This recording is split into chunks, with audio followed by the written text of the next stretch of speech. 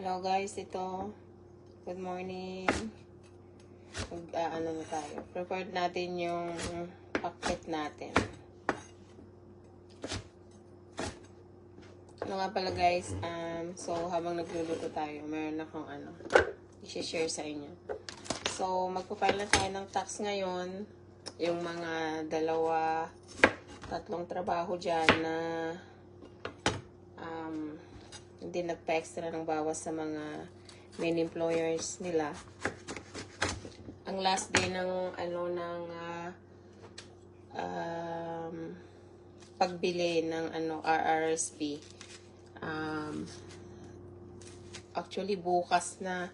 Kung may mga kakilala kayong mga dyan, private agent ng RRSP na pwedeng mag-process or yan, pwede na kayong last due date na bukas.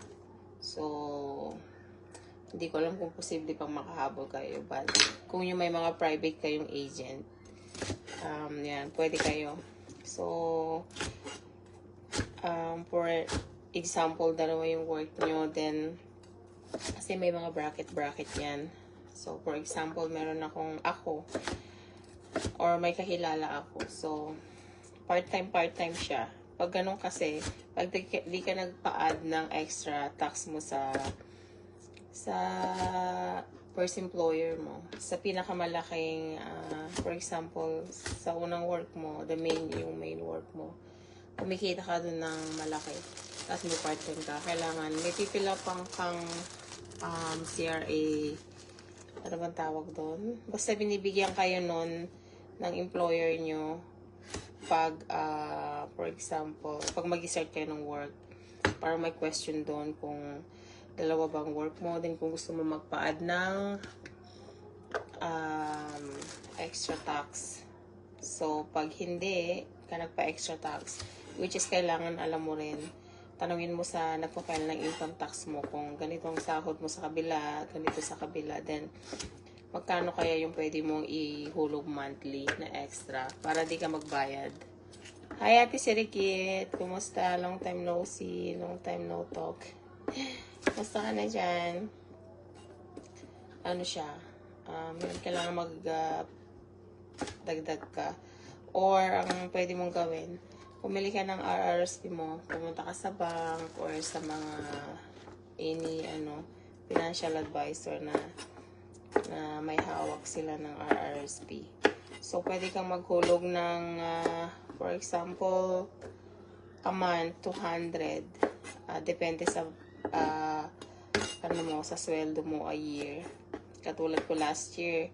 So, ilan ang part-time ko? I think, 2, kasi isang full-time. Bayad ako ng 1,700.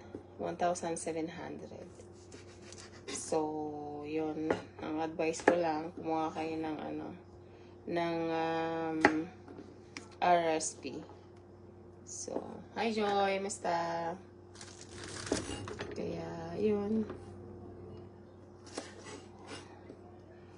Tapos yun, pwede rin yung I think alam na ng lahat. Tsaka yung RRSP kasi guys, for example, pwede naman kayo mag-installment. For example, may may owing kayo sa government. Then, pag wala kayong pang bayad ng one-time payment, for example, 1,700 or 5,000, 3,000. So, magmamonthly kayo ngayon ng maybe, for example, 4,000. Ilan ba yun sa divided by for 12 months? Let's say, 200 something. So, yung 200 na yun, magbabayad lang kayo installment. Pero pag bumili kayo ng RRSP, pwede nyo namang i-loan yung RRSP, but kailangan in advance bago kayo mag-file ng tax. So, for example, kukuha kayo ng RRSP na 3,000 or 2,000. Pero yun, loan yun. Pero for sure, hindi ka na magbabayad, hindi ka na owing. Meron ka pang retirement savings, di ba? Kaya yun ang magandang tip doon sa mga hindi po nakakalam. So, kuha na kayo ng RRSP nyo for retirement.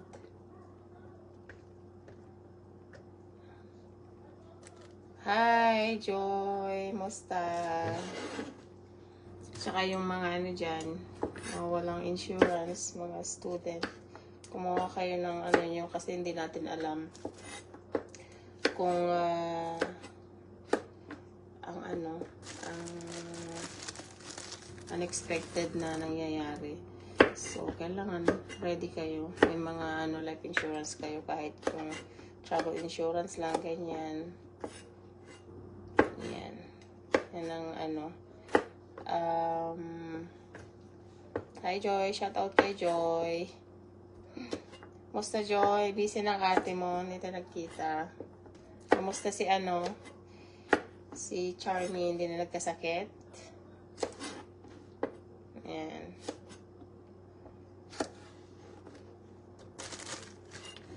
Follow niyo po ako sa ano, sa aking Facebook account. Kailangan ko pa kayo. Sabi ko kanina 3, kailangan ko ng 3 ano. Kailangan ko pala ng 4. 4 ba? 4. Kailangan ko ng 4 ano, new followers. Ayan.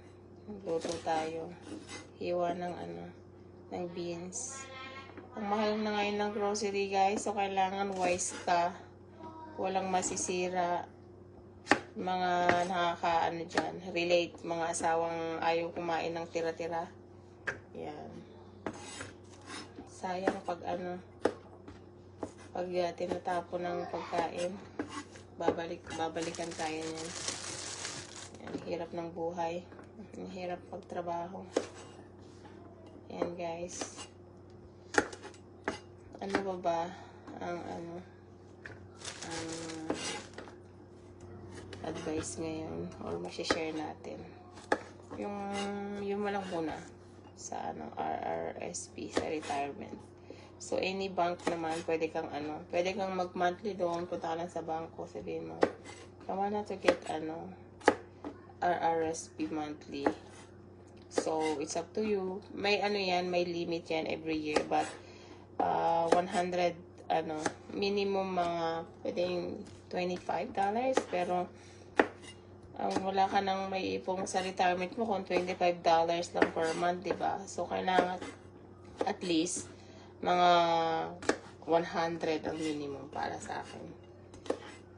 Maswerte yung mga ano, mga may trabaho sa company na nagmamatch sila ng RRSP. Katulad sa work namin, mahirap ang trabaho, nakakapagod, but tiyaga lang kasi may mga benefits, may mga medicals benefits sila, may RRSP nga. Yan. So maganda. Piliin nyo yung mga ano, as much as possible, piliin nyo yung mga work na may ano, may RRSP, match nila. But I think ang magandang mga trabaho, kahit na ano, basta government, yan, double lang, siguro depende rin, double lang mga benefits nila. May mga federal, municipal, ano sila, tawag dito, benefits sa ano, CPP pala, yan. So I feel bad sa mga cleaners sa ano, sa mga CBE sa school na on strike sila. Sana mapagbigyan yung mga hiling nila. So support din tayo dyan. Yan. Natutulog na yung ano ko, yung sister ko siguro. Shout out sa aming ano,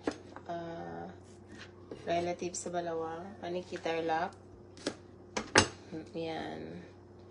Paalam Ante Andang. Until we meet again. Ang si Ante Andang. Pinakamabait na tita. Tita Andang. Naiyak tuloy ako. But anyways, wala tayong magagawa. Talagang ganyan ang buhay. Pray na lang si ano, auntie. O yan. Naghihiwa tayo. Tapos ano, kakape na rin. Kakain na rin tayo. So guys, yung binili kong beans na worth of, wala yung ano rito kung how much, but hindi ako masyado magluluto ng ano, ng pakbet kasi pag hindi nila kinain ng leftover, sayang na naman. talaga. Pag, ba yung anak, kung ano, maghugas na tayo ng kamay, kain muna ko ng sandwich. Darating na yung asawa ko, sila, sinamahan niya si Uncle. Liam, stop! Ayan, hugas na ako ng kamay. Kain tayo ng ayan, grilled sandwich.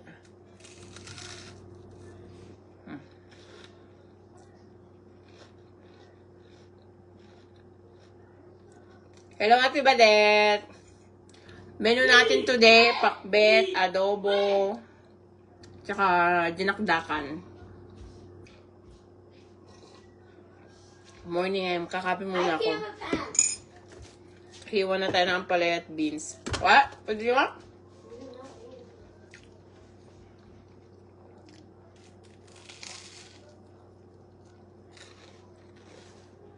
Shout out sa mga kasabaho ko sa Zapco.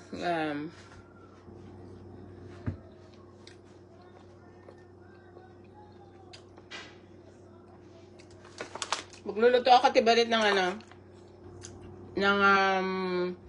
tawag ito? Bilo-bilo. I feel my pants. Yan. Mom, look. Touch it. Touch. Go change it. Go. Okay. Go change it. Come. I think that's water. No, it's not. I'm on live. I pee on my pants. Hello po ka, ma. Look, I pee on my pants. My pants are wet. Magandang umaga po ko na. No. Magandang umaga po. Puta niya.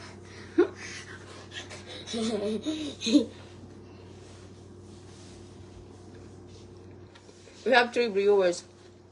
Go get your pants, come on. 3. Oh, I put that you. So, you can have that. Masarap siya. Masarap. Huwag mo sirain. Masarap ko na. Away na naman kami ng gunso ko. Kainin mo, masarap yan. May ham, may cheese.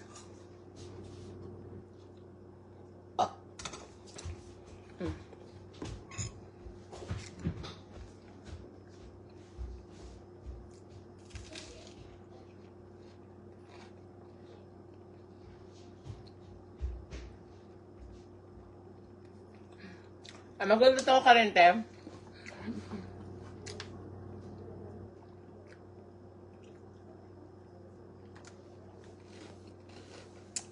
Hello, Shiley. Shiley ba pronounce ng name niya? Basta po. Kain muna. Bago hiwa ulit. Where are the new pants? Upstairs, please. Or maybe... Get it! Liam, here. Maybe here. There's, Anong buhay ng nanay, yung mga labada ko pa, oh. Yung pa natupi.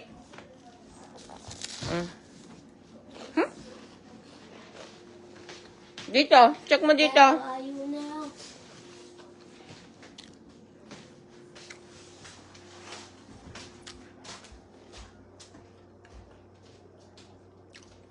Para sa ng menu today, diba, det?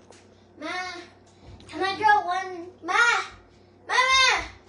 Can I draw something in the wall? Name. Mama! Hey, Ma! Shiley. No! No. Just a little. Hi, Shiley. Oras 12. 12 ng tanghali. Huh? It's here. What? It's here. No, Liam, please don't. There's an eye.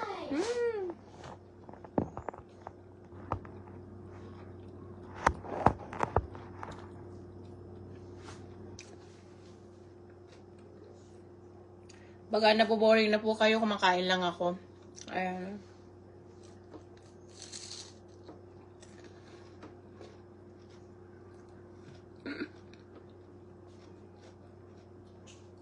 Mama, I draw. I draw. Mahirap yan, tanggalin ko na magalit si papa mo. Ayan, nagdo-drawing yung bunso ko, nakakainis. Bigas ng ulo.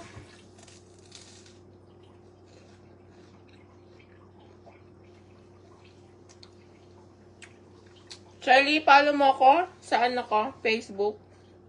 Kailangan ko mag-ano ng 4 followers.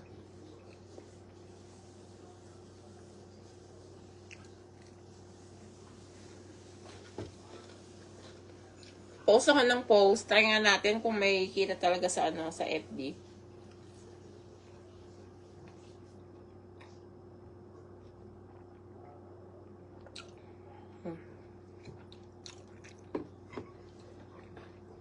Ayun po yung natin. Yung tutorial natin sa RRSP dito sa Canada. Kumakain ng Kung alam nyo na 2 or 3 work nyo.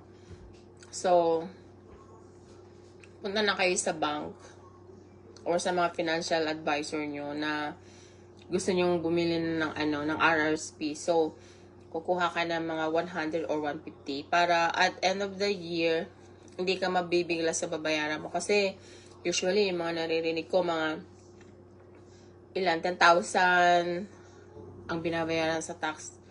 10,000 or 3,000. Yung sa akin, 1,700. Mura pa yun. Mababa pa yun. So, kung installment ko yun, ilan yun sa sa isang buwan. So, kung may extra ka, kasi minsan, paghawak mo lang yung pera, kung saan mo nadadala, di ba? So, mas maganda na yung i-secure mo na sa mo, RRSP. 150 a month or 200 a month. Tapos, pwede mo pang gamitin yun. For example, wala ka pang bahay. So, pwede mong pang down yung yung na-accumulate mong RRSP mo pang down ng bahay. Sa first time buyer po yun So, yun. Yun ang ginawa namin dati. So, yun. Awa ng Diyos. Tapos, I think, kung ilalabas mo naman yung RRSP mo, ang masaklap doon, pag nilabas mo, may 10% interest pag nilabas mo na. So, ang ma-advise ko lang, talagang pang mo yun, sa pang-retirement mo yun, di ba? Pero pag sa may emergency ka talaga, may ilalabas mo na naman yun. May 10% nga lang na interest pag nilabas mo. So, yun. Kung may kita naman, in long term na pwede mo ilabas, di mo naman retirement mo, pwede naman. Kasi nga lang, pwede mo siyang ilabas, for example, every year. For example, 3,000, 2,000, pero hindi advisable na ilalabas mo. Advisable siya pag gagamitin mo siya sa pagbili ng bahay sa first-time home owners. Yun. Sunday, 9 a.m. PM dito. Diyan, Sunday, tanghali. Yeah, oo. Tama ka dito. Tanghali na. Ng 12. Mga 12 yan. Ayan, magpapaalam na po ako at mahaba na yung aking live yata. So, or pwede rin ganyan lang. Mahaba na pero. Next time na lang po ulit. I draw a star. Bye, Shiley. Thank you po.